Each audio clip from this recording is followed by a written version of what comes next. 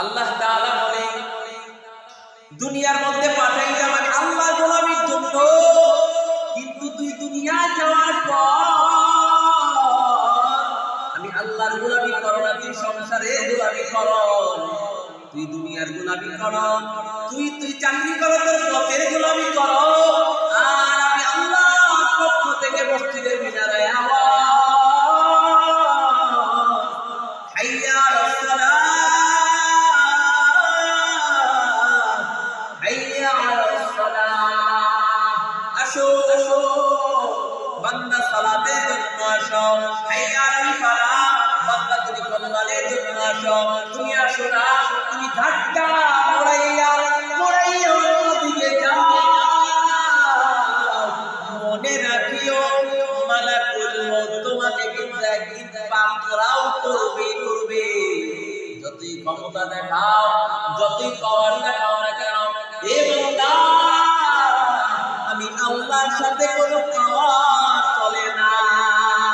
আমি আল্লাহর সাথে ফিরআউন, সাদ্দাত, হামান, কারুন, নমরুদ সবাই আমি আল্লাহ তাআলার কাছে পাওয়ার দেখাইছে, কোনো পাওয়ার আমি আল্লাহর কাছে টিকে নাই, এবং কিয়ামত পর্যন্ত কারো কোনো পাওয়ার আমি আল্লাহর কাছে টিকবে না। এজন্য বান্দা দুনিয়ায় বলি ইয়া আইয়ুহাল ইনসান মা